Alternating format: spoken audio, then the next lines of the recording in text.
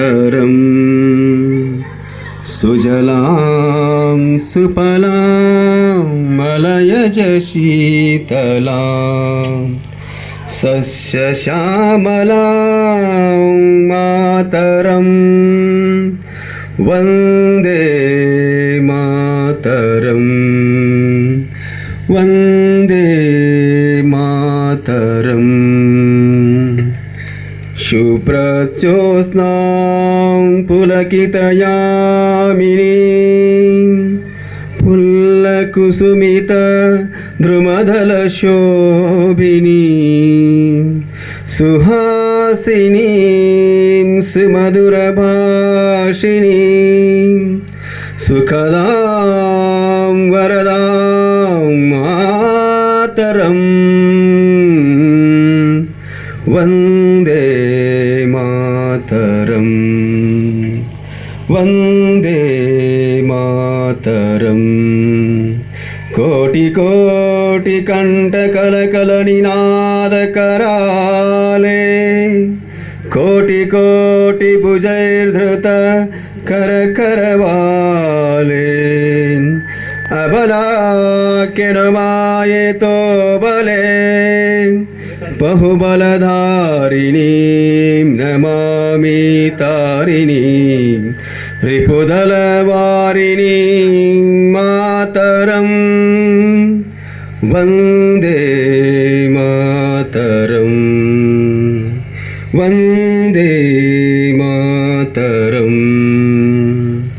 तुमि विद्या तुमि धर्म तुमि हृदि तुमि मर्म त्वं हि प्राणा शरीरे बाहुते तुमि मा शक्ति हृदये तुमि मा भक्ति तोमारयी प्रतिमा गणि मंदिरे मंदिरे वन्दे मातरं वन्दे मातरಂ. ರಾಜ್ಯ ಪ್ರಶಸ್ತಿ ಪುರಸ್ಕೃತರು ಜಗದಾಳ್, ಹಾಗೆ ನಿಂಗರಾಜನ ಸಿಂಗಾಡಿ ಹಾಗೂ ತಂಡ, ಯೂಟ್ಯೂಬ್ ಕಲಾವಿದರು ಜಮಖಂಡಿ, ಸಂತೋಷ್ ಹಾಗೂ ಗೋ ಸೇವಾ ತಂಡ ಬನಹಟ್ಟಿ, ಶ್ರೀ ವಿನಾಯಕ ಸುತಾರ್ ಅವರು ಚಿತ್ರ ಕಲಾವಿದರು ಮೋಳೆ, ಶ್ರೀ ಮಹಾದೇವ್ ಮೆಳ್ಳಿಗೆಯವರು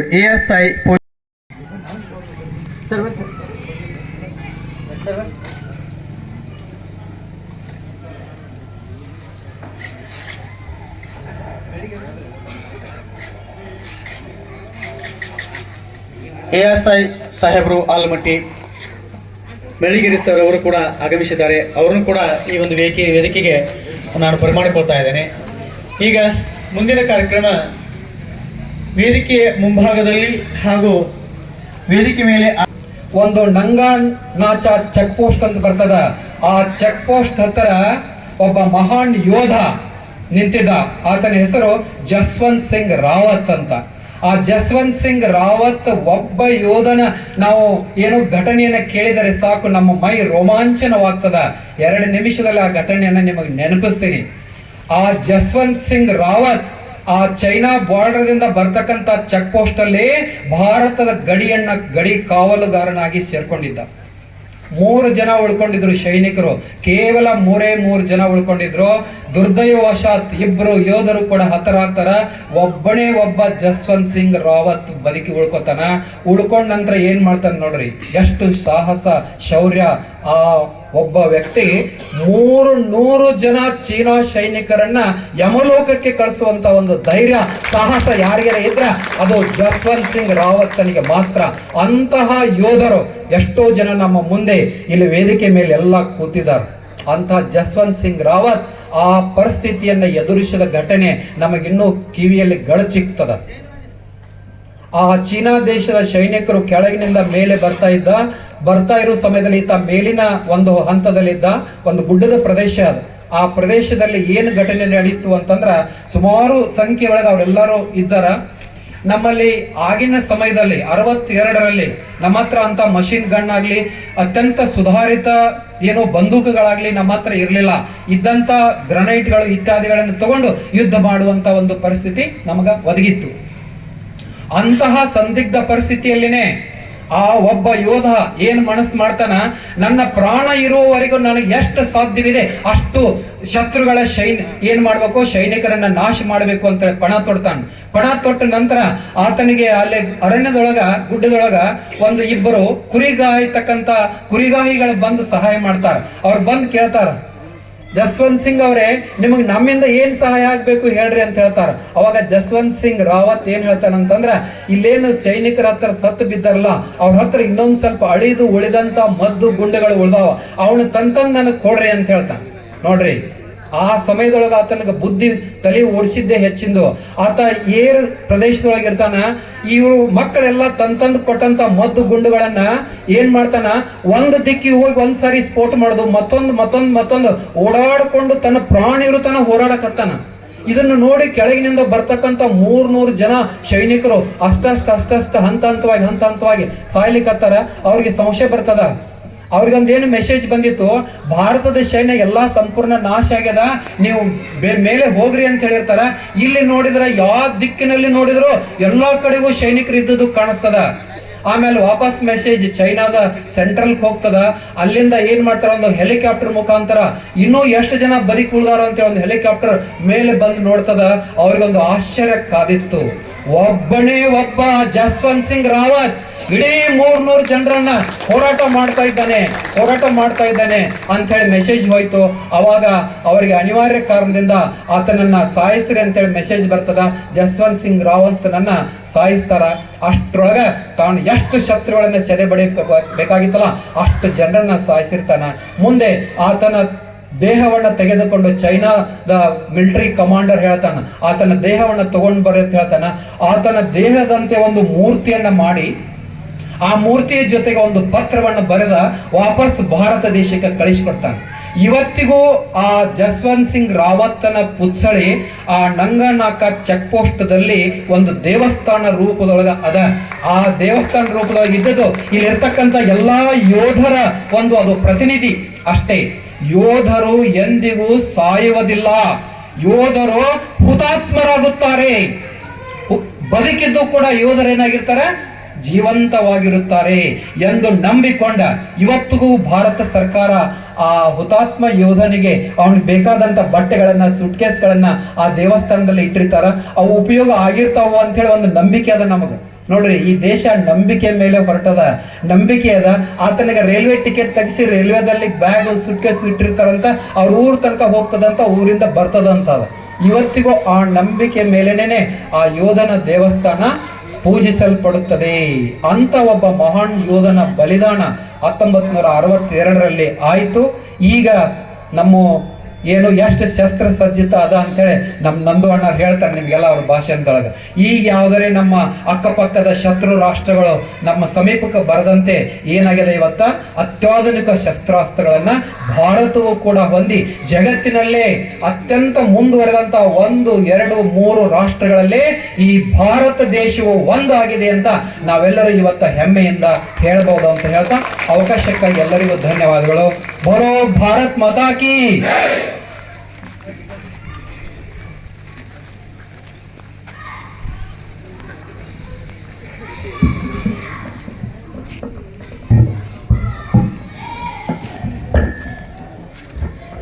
ಇಲ್ಲಿಯವರೆಗೆ ಈ ಕಾರ್ಯಕ್ರಮದ ಕುರಿತಾಗಿ ಅದರ ಜೊತೆಗೆ ನಮ್ಮ ರಾಷ್ಟ್ರ ಸೇವಕರಾಗಿರ್ತಕ್ಕಂಥ ಎಲ್ಲ ಯೋಧರ ಒಂದು ಚರಿತ್ರೆಯನ್ನ, ಅವರ ಧೀರ ಉತ್ಸಾಹದ ಒಂದು ನಡೆಗಳನ್ನ ಕುರಿತಾಗಿ ನಿಮ್ಮೆಲ್ಲರನ್ನು ಉದ್ದೇಶಿಸಿ ಮಾತನಾಡುತ್ತಕ್ಕಂಥ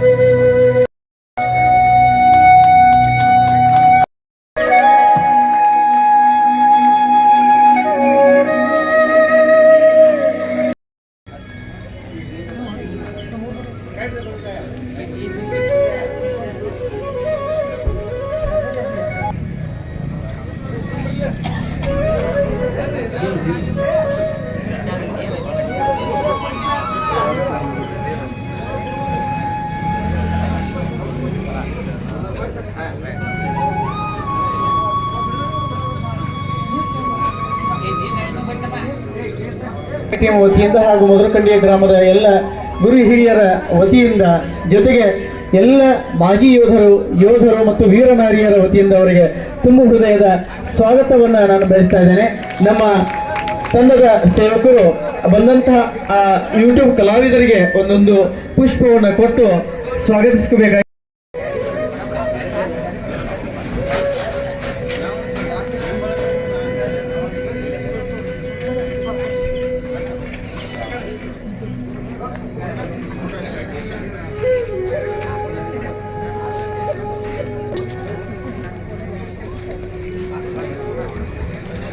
ಈಗ ವೇದಿಕೆ ಮೇಲೆ ಮಧುರಕಂಡಿ ಗ್ರಾಮದ ಪೂಜ್ಯರ ಆದಿಯಾಗಿ ಎಲ್ಲ ಯೋಧರಿಗೆ ಮಾಜಿ ಯೋಧರಿಗೆ ಜಮಖಂಡಿ ತಾಲೂಕಾ ಮಾಜಿ ಯೋಧರು ಶ್ರೀಯುತ RS ಶಿರೋಡ್ ಸರ್ ಅವರು, SG ಜಂಬಗಿಯವರು, GR ಕಂಬಾಗಿ, ಹನುಮಂತ್ ನ್ಯಾಮಗೌಡ್, ಲಕ್ಷ್ಮಣ್ ತುಂಗಾಳ್, ಕಾಡಪ್ಪ ಯಲ್ಲಟ್ಟಿ, ಬರಮ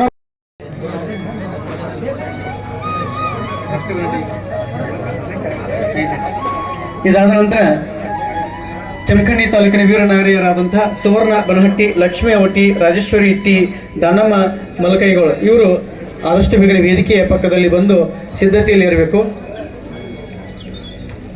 ವೀರನಾರಿಯರು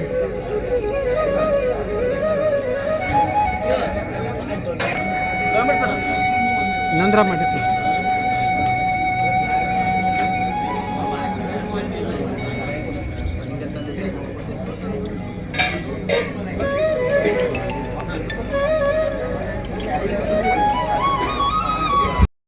ಸಮಾರಂಭಕ್ಕೆ ಆಗಮಿಸಿ ಗೌರವ ಸನ್ಮಾನವನ್ನು ತಾವೆಲ್ಲರೂ ಸ್ವೀಕರಿಸಿದ್ದಕ್ಕೆ ನಮ್ಮ ಮಧುರಕಂಡಿ ಗ್ರಾಮದ ವತಿಯಿಂದ, ನಮ್ಮ ಟೀಮ್ ವತಿಯಿಂದ ತುಂಬ ಹೃದಯದ ಧನ್ಯವಾದಗಳನ್ನ ಮತ್ತೊಮ್ಮೆ ನಾನು ತಮ್ಮಲ್ಲಿ ಸಮರ್ಪಣೆ ಮಾಡ್ತಾ, ಈಗ ವೀರನಾರಿಯರು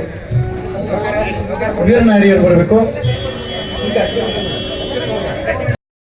ವಾಹನಗಳನ್ನು ತರಬಿಸಿದರೆ ದಯವಿಟ್ಟು ಹೋಗ್ಲಿಕ್ಕೆ ಬರೋದಕ್ಕೆ ವಾಹನಗಳಿಗೆ ಸ್ವಲ್ಪ ಅಡೆತಡೆ ಆಗಬಹುದೇನೋ, ಅಂತಹ ವಾಹನ ಯಾವುದಾದ್ರೂ ಇದ್ರೆ ದಯವಿಟ್ಟು ಸ್ವಲ್ಪ ಅದನ್ನು ಬದಿಗೆ ನಿಲ್ಲಿಸಬೇಕಾಗಿ ವಿನಂತಿಸಿಕೊಳ್ತೇನೆ. ಈಗ ಮುಂದಿನದಾಗಿ ವಿಜಯಪುರದ ಜಿಲ್ಲಾ ಮಾಜಿ ಸೈನಿಕ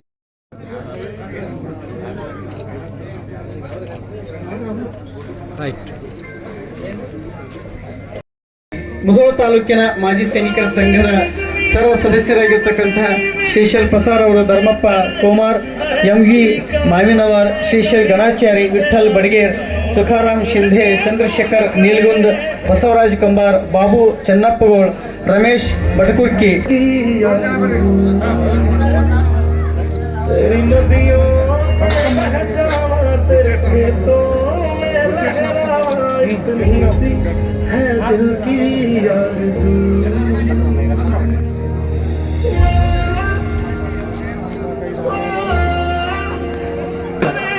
ಯಾವುದೋ ಒಂದು ಕಬ್ಬಿನ ಮತ್ತೊಂದು ಮುಗಿದೊಂದು ಉದ್ಯೋಗದಲ್ಲಿ ತೊಡಗಿಕೊಂಡು ತಮ್ಮ ಬದುಕನ್ನು ಸಾಗಿಸಿ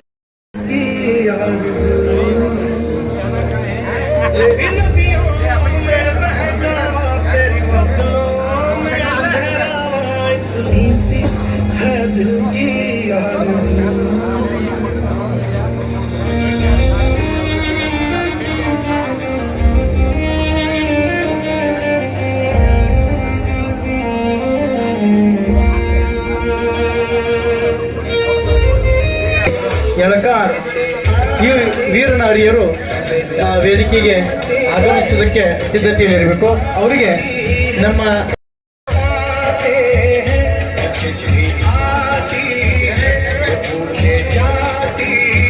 ತಾಲೂಕು ಘಟಕದ ಮಾಜಿ ಯೋಧರ ಸಂಘದ ಸದಸ್ಯರಾಗಿರ್ತಕ್ಕಂಥ ಪ್ರಕಾಶ್ ಸಾರವಾಡ್ ಅವರು, ಲಾಲ್ಬಾಕ್ಷ್ ಮೊಮಿನ್ ರವರು, ಸಾಗರ್ ಅತ್ರಿ, ಈಗ ಹಾಲಿ ಇರ್ತಕ್ಕಂಥ ಯೋಧರು, ಇವರು ಕೂಡ ವೇದಿಕೆ ಬರಬೇಕು. ಇಲ್ಲಿ 3 ಕುರ್ಚೆ ಇದಾವೆ, ದಯವಿಟ್ಟು ಅವರು ಆಗಮಿಸಬೇಕು.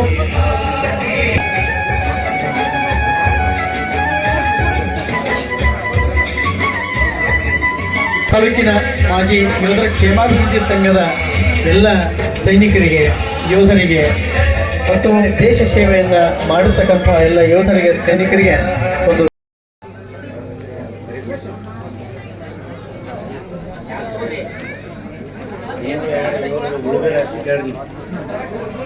ಶಾಂತ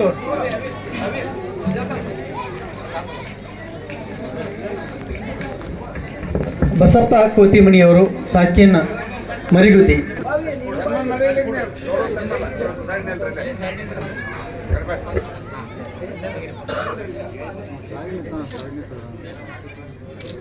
ವತಿಯಿಂದ ಪಾದ ಪೂಜೆಯ ಜೊತೆಗೆ ಗೌರವ ಸನ್ಮಾನವನ್ನು ಕೂಡ ನಮ್ಮ ಸೇವಕರು ಮಾಡ್ತಾ ಇದ್ದಾರೆ.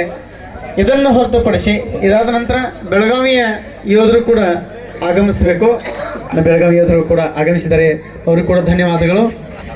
ಇನ್ನು ಉಳಿದವರು ಯಾರಾದರೂ ಇದ್ರೆ ದಯವಿಟ್ಟು ವೀರನಾರಿಯರಾಗಿರಲಿ ಅಥವಾ ಯೋಧರಾಗಿರಲಿ, ಮಾಜಿ ಯೋಧರಾಗಿರಲಿ ಅಥವಾ ಹಾಲಿ ಯೋಧರಾಗಿರಲಿ, ವೇದಿಕೆಗೆ ಆದಷ್ಟು ಬೇಗನೆ ಬಂದು ಈ ಸನ್ಮಾನವನ್ನು ಸ್ವೀಕಾರ ಮಾಡಿಕೊಳ್ಬೇಕು.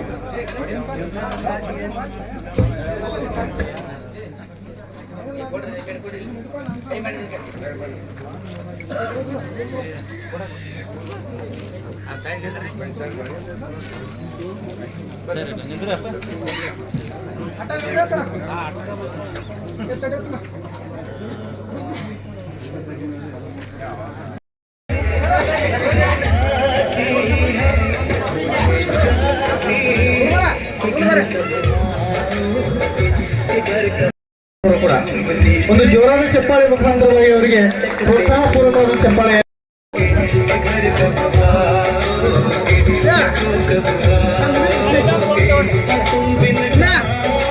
ನಮ್ಮ ನಂದೋಣ ಗಾಯಕವಾಡರವರು ಮತ್ತು ಸಿದ್ದಪ್ಪಜ್ಜ ಬಿದ್ರಿ ಅವರು ನಿಜವಾಗಿಯೂ ನಮ್ಮ ಒಂದು ಈ ಸಾಮಾಜಿಕವಾಗಿ ಸಮಾಜಕ್ಕೆ ನಮ್ಮ ದೇಶಕ್ಕೆ ತುಂಬಾ ಅತಿ ಅವಶ್ಯಕವಾಗಿ ಇರತಕ್ಕಂಥ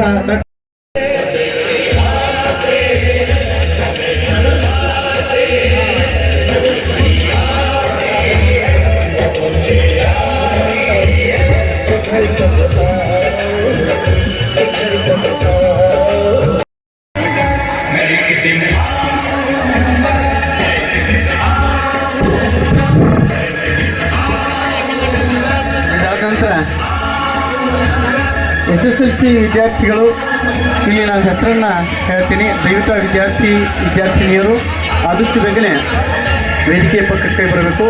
ಮೊದಲಿಗೆ SSLC ವಿದ್ಯಾರ್ಥಿಗಳು ಪ್ರತಿಭಾ ಉಪ್ಪಲ್ದಿನ್ನಿ ಕಲಹಳ್ಳಿ, ಈ ವಿದ್ಯಾರ್ಥಿನಿ ಒಂದು ಪ್ರೌಢಶಾಲೆಗೆ ಆ ಗ್ರಾಮಕ್ಕೆ ಕೀರ್ತಿಯನ್ನು ತಂದಿದ್ದಾರೆ. ಆ ವಿದ್ಯಾರ್ಥಿನಿ ಕೂಡ ವೇದಿಕೆಗೆ ಆಗಮಿಸಬೇಕು.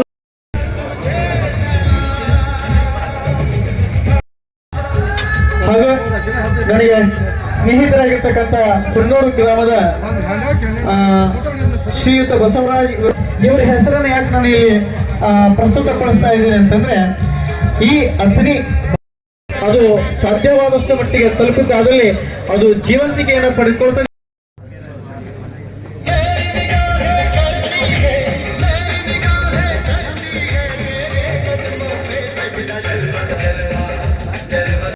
ಸಂಗೊಳ್ಳಿ ರಾಯಣ್ಣನಿಗೆ ಜನ್ಮ ಕೊಟ್ಟಂತ ತಾಯಿ ಕೆಂಚವಳನ್ನ 19ನೇ ಶತಮಾನದಲ್ಲಿ ಮಲಗಿದಂತ ಯುವ ಸಮೂಹಕ್ಕೆ ಚೈತನ್ಯವನ್ನು ನೀಡಿದಂತ ಸಿಡಿಲ ಸಂತ ಸ್ವಾಮಿ ವಿವೇಕಾನಂದರನ್ನ ಈ ಭೂಮಿಗೆ ಕೊಡುಗೆಯಾಗಿ ಕೊಟ್ಟಂತ ತಾಯಿ ಭುವನೇಶ್ವರಿ ದೇವಿಯನ್ನ, ಮನೆಯಲ್ಲಿರುವ ಗಣೇಶನನ್ನ ಸಾರ್ವಜನಿಕವಾಗಿ ತಂದು ಸಾರ್ವಜನಿಕ ಗಜಾನನ ಉತ್ಸವಗಳನ್ನು ಆರಂಭ ಮಾಡಿ ಆ ಮೂಲಕ ಬ್ರಿಟಿಷರ ಎಡೆಮುರಿಗಳನ್ನು ಕಟ್ಟಿದಂತ ಲೋಕಮಾನ್ ತಿಲಕ್ ಅವರನ್ನ ಈ ಭೂಮಿಗೆ ಕೊಡುಗೆಯಾಗಿ ಕೊಟ್ಟಂತ ತಾಯಿ ಪಾರ್ವತಿ ದೇವಿಯನ್ನ, ತನ್ನ ಜೀವಿತಾವಧಿಯಲ್ಲಿ 2 ಕರಿನೀರಿನ ಶಿಕ್ಷೆಗೆ ಒಳಗಾಗಿ ರಾಷ್ಟ್ರದ ಸ್ವಾತಂತ್ರ್ಯ ಯಜ್ಞಕ್ಕಾಗಿ ಸಾವಿರ ಸಂಖ್ಯೆ ಸ್ವಾತಂತ್ರ್ಯ ಸೇನಾನಿಗಳನ್ನು ಹುಟ್ಟುಹಾಕಿದಂತ ಸ್ವಾತಂತ್ರ್ಯ ವೀರ್ ವಿನಾಯಕ್ ದಾಮೋದರ್ ಸಾವರ್ಕರ್ ಅವರನ್ನ ಈ ಭೂಮಿಗೆ ಕೊಡುಗೆಯಾಗಿ ಕೊಟ್ಟಂತ ತಾಯಿ ರಾಧಾಬಾಯಿಯನ್ನ, ವೈರಿಗಳ ಗುಂಡೇಟನ್ನ ನಾನು ತಿನ್ನೋದಿಲ್ಲ, ನಾನು ಆಜಾದ್ ಆಗಿದ್ದೇನೆ, ಆಜಾದ್ ಆಗಿ ಹುತಾತ್ಮನಾಗುತ್ತೇನೆ ಎಂದು ಇತಿಹಾಸದ ಪುಟದಲ್ಲಿ ಆಜಾದ್ ಆಗಿ ಹುತಾತ್ಮರಾದಂತ ಚಂದ್ರಶೇಖರ್ ಆಜಾದ್ರನ್ನ ಈ ಭೂಮಿಗೆ ಕೊಡುಗೆಯಾಗಿ ಕೊಟ್ಟಂತ ತಾಯಿ ಜಾಗರಣಿ ದೇವಿಯನ್ನ, ಈ ದೇಶದಲ್ಲಿ ಆಜಾದಿಂದ ಫೌಜನ್ನ ಕಟ್ಟಿ ಆ ಮೂಲಕ ಬ್ರಿಟಿಷರ ಹೆಣೆಬೆರಗಳನ್ನು ಕಟ್ಟಿದಂತ ಕೆಚ್ಚೆದೆಯ ನೇತಾಜಿ ಸುಭಾಷ್ ಚಂದ್ರ ಬೋಸ್ ಅವರನ್ನ ಈ ಭೂಮಿಗೆ ಕೊಡುಗೆಯಾಗಿ ಕೊಟ್ಟಂತ ತಾಯಿ ಪ್ರಭಾವತಿಯನ್ನ,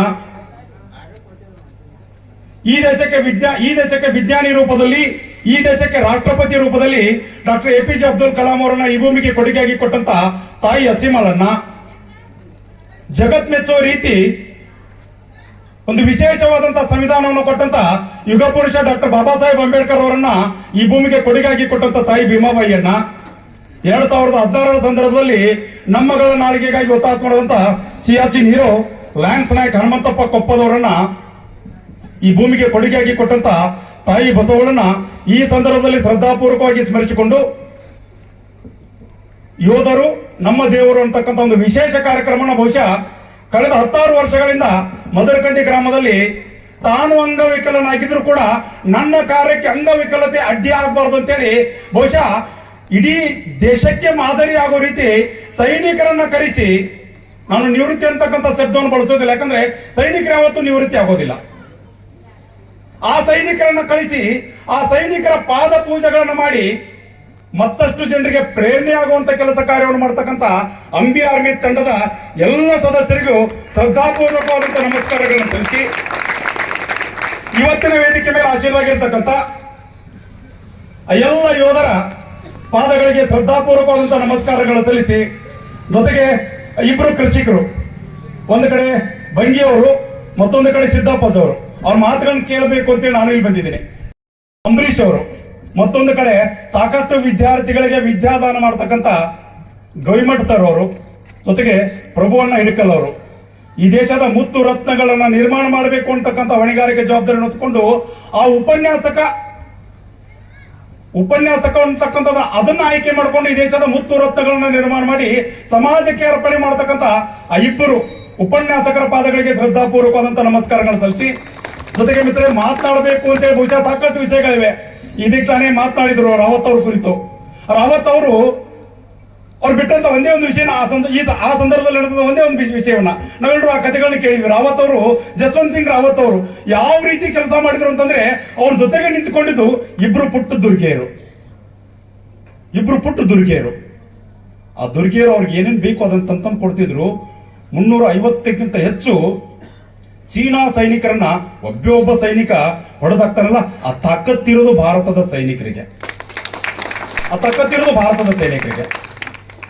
ಮಿತ್ರ, ಅದೇ ಲೆಟರ್ ಅನ್ನ ಓದಿದಂತ ಒಬ್ಬ ಚೀನಾದ ಅಧಿಕಾರಿ ಹೇಳ್ತಾನೆ, ಒಬ್ಬ ಸೈನಿಕ 350 ಜನ ಹೊಡೆದಾಕ್ತಾನಲ್ಲ. ಅವಾಗ ಸೈನಿಕ ಹೇಳ್ತಾನೆ, ಚೀನಾದ ಒಬ್ಬ ಕ್ಯಾಪ್ಟನ್ ಹೇಳ್ತಾನೆ, ನಮ್ಮ ದೇಶದ ಸೈನಿಕರು ಚೀನಾ ದೇಶದ ಸೈನಿಕರು ಕೆಲಸ ಮಾಡೋದು ಪಗಾರ ಸಲುವಾಗಿ, ಸಂಬಳ ಸಲುವಾಗಿ. ಆದ್ರೆ ಭಾರತ ದೇಶದ ಸೈನಿಕರು ಕೆಲಸ ಮಾಡೋದು ಆ ದೇಶದ ಮಣ್ಣಿನ ತಾಕತ್ತನ್ನು ಉಳಿಸ್ಕೊಳ್ಳಲಿಕ್ಕೆ, ಆ ದೇಶದ ತ್ರಿವರ್ಣ ಧ್ವಜವನ್ನು ಅಲೀಲಾಜಲವಾಗಿ ಹಾರಲಿಕ್ಕೆ ಆ ದೇಶದ ಸೈನಿಕರು ತಮ್ಮ ಉಸಿರನ್ನು ಬಿಗಿ ಹಿಡ್ಕೊಂಡು ಅದರ ಸಲುವಾಗಿ ಕೆಲಸ ಮಾಡ್ತಾರಲ್ಲ. ಹಾಗಾಗಿ ಭಾರತದ ಸೈನಿಕರನ್ನ ನಾನು ಶ್ಲಾಘನೆ ಮಾಡ್ತೀನಿ ಅಂತೇಳಿ ಚೀನಾದ ಕ್ಯಾಪ್ಟನ್ ಹೇಳ್ತಾರಲ್ಲ. ನಮ್ಮ ದೇಶದ ಸೈನಿಕರ ತಾಕತ್ತಂಗೆ ಹೆಂಗಿರ್ಬೋದು ಅಂದ್ರೆ, 2-3 ದಿನಗಳಿಂದ ಮಾಧ್ಯಮದಲ್ಲಿ ಒಂದು ಚರ್ಚೆ ನಡೀತಾ ಇದೆ.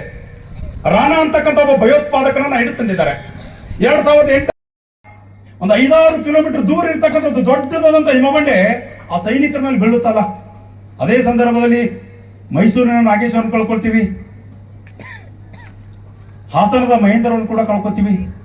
3 ಜನ ಕರ್ನಾಟಕದ ಸೈನಿಕರನ್ನು ಕಳ್ಕೊಳ್ತೀವಿ. ಅದರಲ್ಲಿ ಹುತಾತ್ಮರಾಗಿದ್ದು ಹನುಮಂತಪ್ಪ ಕೊಪ್ಪದವ್ರು ಕೂಡ, ಧಾರವಾಡದ ಬೆಟ್ಟದವರು. ಹನುಮಂತಪ್ಪ ಕೊಪ್ಪದವ್ರ ಹೆಂಡತಿ ಮಾಧ್ಯಮದ ಮುಂದೆ ಬಂದು ಹೇಳ್ತಾರಲ್ಲ, ನಮ್ಮ ಮನೆಯಲ್ಲಿ ಬಹುಶಃ ನಾವು ಯಾರನ್ನೂ ಕಳ್ಕೊಂಡ್ಬಿಟ್ರೆ 1 ತಿಂಗಳ ಕಾಲ ನೋವಿನಿಂದ ಹೊರಗೆ ಬರ್ಲಿಕ್ಕೆ ಸಾಧ್ಯನೇ ಇಲ್ಲ. ಅದರ ಗಂಡನನ್ನ ಕಳ್ಕೊಂಡಂತ ಹೆಂಡತಿ ಮಾಧ್ಯಮದ ಮುಂದೆ ಬಂದು ನಿಂತು ಮಾತನಾಡ್ತಾಳೆ. ಸರ್ಕಾರ ಕೊಟ್ಟಂತ 4 ಎಕರೆ ಜಮೀನನ್ನು ಬಳಸ್ಕೊಂಡು, ಸರ್ಕಾರ ಕೊಟ್ಟಂತ 25 ಲಕ್ಷ ರೂಪಾಯಿ ಹಣವನ್ನು ಬಳಸ್ಕೊಂಡು, ನನ್ನ ಗಂಡ ಇನ್ನೂ 8 ವರ್ಷ ಸೇವೆ ಮಾಡಬೇಕಾಗಿತ್ತು.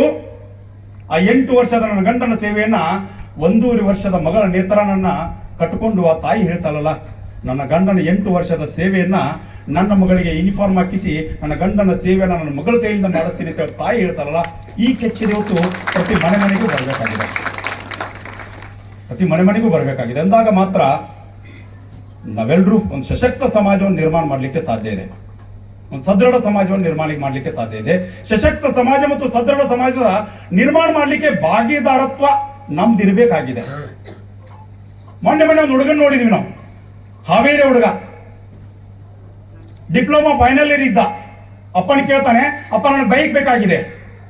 ಅಪ್ಪ ಹೇಳ್ತಾನೆ, ಮನೆಯಲ್ಲಿ ಯೋಧರು ಯುವಕರು ಎಲ್ಲ ಮತ್ತೆ ಇನ್ನೂ ಒಂದು ಈ ಭೂಮಿಗೆ ನಮ್ಗೆಲ್ಲ ನಾವು ಇಷ್ಟೆಲ್ಲ ಆಗ್ಬೇಕಾದ್ರೆ ಹೆಣ್ಣು ಮಕ್ಕಳ ಶಕ್ತಿ ದೊಡ್ಡದೈತಿ. ಈ ಭೂಮಿಗೆ ಹೆಣ್ಣು ಮಕ್ಕಳ ಶಕ್ತಿ ಎಲ್ಲರೂ ಎಲ್ಲರೂ ಇಟ್ಟು ಬಲಾಢ್ಯ ಆಗ್ಬೇಕಂದ್ರೆ, ಇಷ್ಟು ಮುಂದೆ ವೀರ ಸೂರ ಆಗ್ಬೇಕಂದ್ರೆ ತಾಯಿ ಎರಿಹಾಲ, ತಾಯಿ ತಂದೆ ರಕ್ತ ಅದು ಗಟ್ಟಿತ್ತು ಅಂದ್ರೆ ಅವೆಲ್ಲ ಗಟ್ಟಿ ಹುಡ್ತಾವು. ಮತ್ತೆ ಒಪ್ಪಳು ಇತ್ತಂದ್ರೆ ಅಪ್ಪಳು ಮಕ್ಕಳು ಹುಡ್ತಾವು. ನೋಡ್ರಿ ನೀವು, ಕಾಯಿ ಕಪ್ಪರದಿಂದ ಬೀಜಲ್ಲಿ ಉಗುಳ್ಯಾವು, ಬೀಜ ಬಿದ್ದಲ್ಲಿ ಮರ ಹುಟ್ಟಿ, ಬೀಜ ಬಿದ್ದಲ್ಲಿ ಮರ ಹುಟ್ಟಿ ಆ ಮರ ಮಲ್ಲಿಕಾರ್ಜುನ ಶಿಖರ ಕಣ್ಣಾಗಿ ಅಂತೇಳಿ ನಮ್ಗೇನು ಜಾನಪದ ಅವ್ರು ಹೇಳ್ತಿದ್ದಲ್ಲ.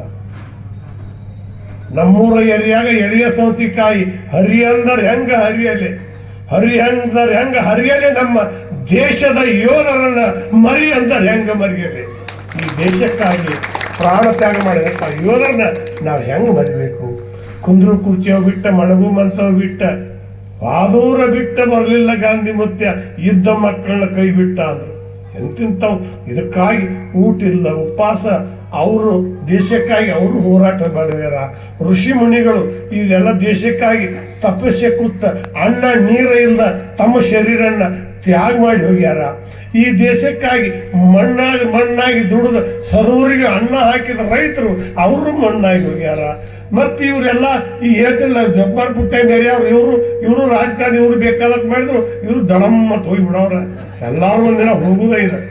ಸುರುವಿಗಿನ ಮಣಿಮ ದರ್ಶನ ಒಂದೇ, ಸರ್ವ ಮಂಡಲಕ ಶರಣಾರ್ಥಿ ಒಂದೇ, ಗುರುವಿನ ಧ್ಯಾನ ಮಾಡುವುದೊಂದೇ, ಶತ್ಕೋಟಿ ಜನರು ಸಭಾ ಕೂಡಿರಲಿ ಕೇಳು ಕಿವಿಯು ಒಂದೇ.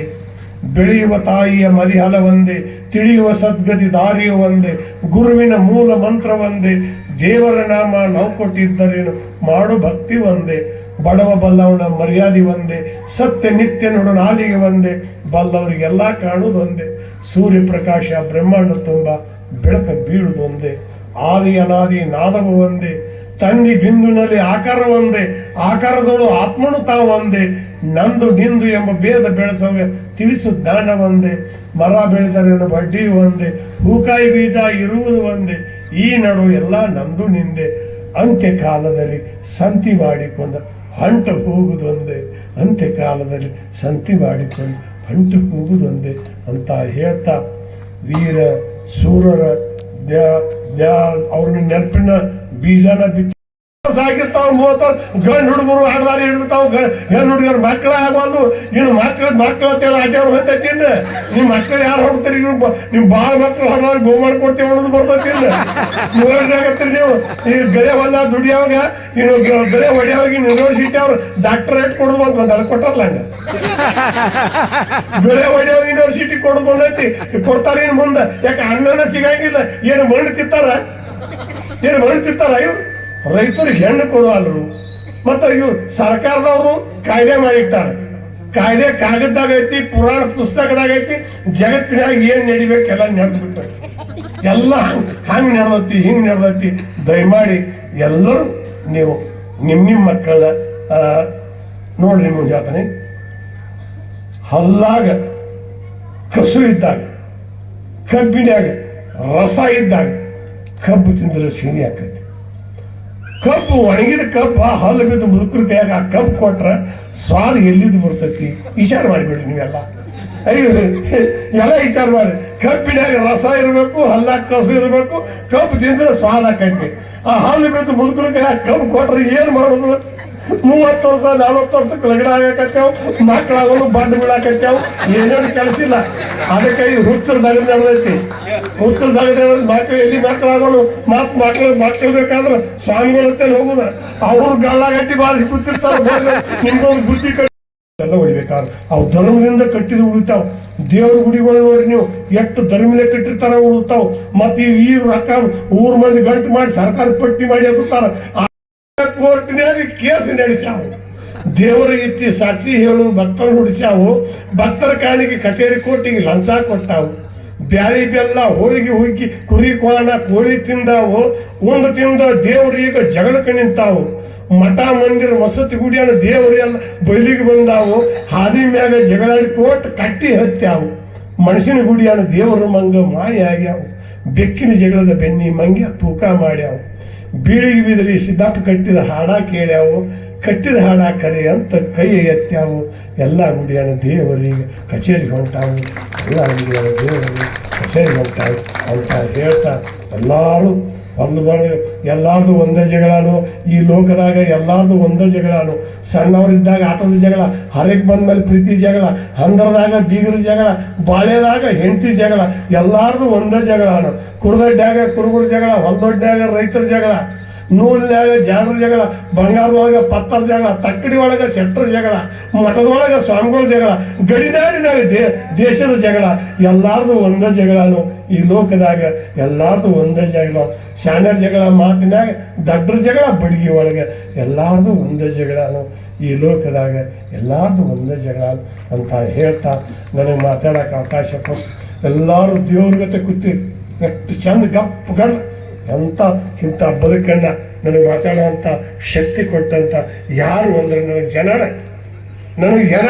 ನೀವೆಲ್ಲ ಹೌದೌದು ಅಂದ್ರೆ ನಾವು ಎರಡು ಮಾತಾಡ ಅದೇನು ಮಾತಾಡ್ತಲ್ಲ ಹಸ್ಗೇಡಿ ಒಂದೇ ಹಿರಿಯರ ಆಶೀರ್ವಾದ ಅವರ ಮೇಲೆ ಇರಲಿ. ನೀವು ಕೊಡ್ತಕ್ಕಂಥ ಈ ಶುಭ ಹಾರೈಕೆಗಳು ಅವ್ರಿಗೆ ಮತ್ತಷ್ಟು ಕಾರ್ಯಕ್ರಮಗಳನ್ನು ಮಾಡಿ ಅವರಿಗೆ ಸನ್ಮಾನ ಮಾಡಬೇಕಾಗಿ ವಿನಂತಿಸ್ಕೊಳ್ತಾ ಇದ್ದೇನೆ. ಭಾರತ್ ಮಾತಾ ಕಿ, ಭಾರತ್ ಮಾತಾ ಕಿ, ವಂದೇ ವಂದೇ ಮುಖ್ಯ. ಹಾಗಾಗಿ ಸಹಾಯ ಮಾಡಿರ್ತಕ್ಕಂಥ ತಮ್ಮೆಲ್ಲರೂ ಕೂಡ ಧನ್ಯವಾದಗಳು. ಈ ಪ್ರೇರಣೆಯನ್ನು ನೀಡಲಿ ಅಂತ ತಿಳ್ಕೊಂಡು ಈ ಸಂದರ್ಭದಲ್ಲಿ ಆಶಿಸ್ತಾ ಇದ್ದೇನೆ.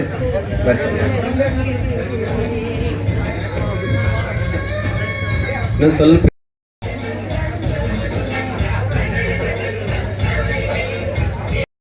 ಮೋಳೆ, ಶ್ರೀ ಕೇದಾರಿ ಮುಧೋಳ್ ಅಬಕಾರಿ ನಿರೀಕ್ಷಕರು ನಂದೇಶ್ವರ್, ಶ್ರೀ ಚಿಕ್ಕಯ್ಯ ಕಾಗೆ ಯೂಟ್ಯೂಬ್ ಕಲಾವಿದರು ವಿಜಯಪುರ್, ಶಿವಾಜಿ ಬಂದಿ ಮಾಜಿ ಯೋಧರು ಗ್ಲೋಬಲ್ ಕೋಚಿಂಗ್ ಸೆಂಟರ್ ಹುಕವಿ, ಶ್ರೀ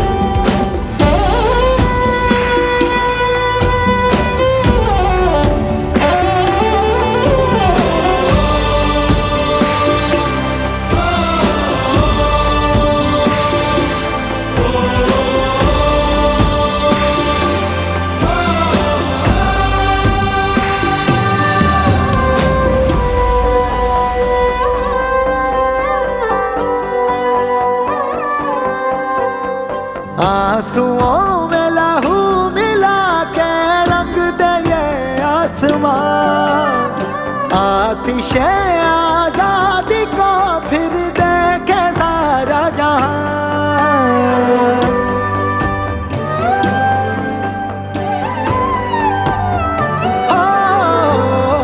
आंसुओं में लहू मिला के रंग दे ये आसमां, आतिशे आजादी को फिर